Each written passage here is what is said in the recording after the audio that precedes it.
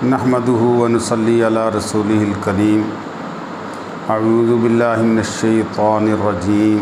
बिस्मिल्लाहिर्रहमानिर्रहीम। लौ कान फ़ीहिमा आलिहतुन इल्लल्लाहु लफ़सदता।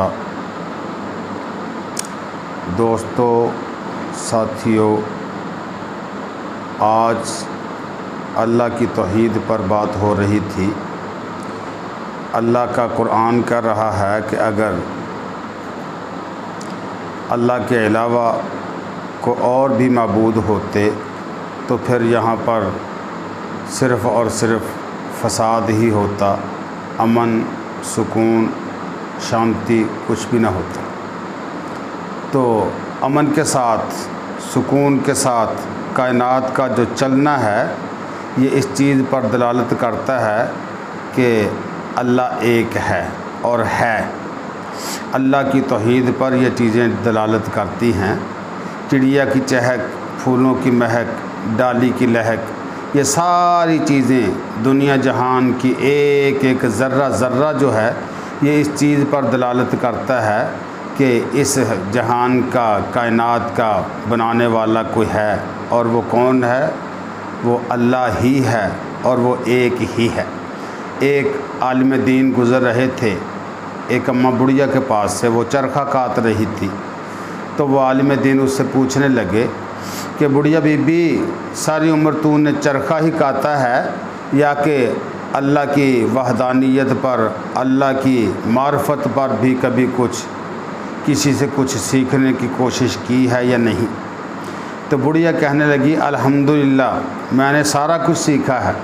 तो वो कहने लगा कि क्या सीखा है, कहाँ से सीखा है, किस उस्ताद से सीखा है? तो वो कहने लगी कि मेरा उस्ताद भी, मेरी मादरे इल्मी भी और मेरी दलील भी ये चरखा ही है सारा कुछ। वो हैरान परेशान कि ये चरखे से तुमने कैसे सीख लिया भाई? मैंने कहा ना कि अल्लाह की, कायनात की एक एक चीज़ इस चीज़ पर दलालत करती है कि इस कायनात को बनाने वाला कोई है। तो वो बुढ़िया कहने लगी कि मैं जब अपने चरखे को चलाती हूँ तो जब तक मैं इसको चलाती हूँ ये चलता है, जब मैं नहीं चलाती ये खुद ब खुद बंद हो जाता है। तो इससे मुझे ये नुक्ता समझ आया कि जब इस चरखे को चलने के लिए किसी चलाने वाली की ज़रूरत है तो इतनी बड़ी कायनात बग़ैर चलाने वाले के कैसे चल सकती है। चुनांचे इस कायनात को चलाने वाली भी कोई हस्ती है और वो अल्लाह है। अब दूसरी बात कि वो एक ही है या ज़्यादा, तो वो कहने लगी कि वो एक ही है। भाई उस पर क्या दलील?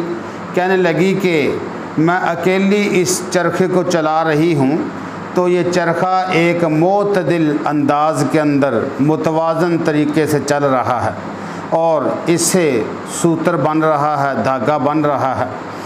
लेकिन ये कायनात भी मोतदिल अंदाज़ में मुतवाज़न तरीके से चल रही है, तो इसका मतलब है कि इसको चलाने वाली एक ही हस्ती है।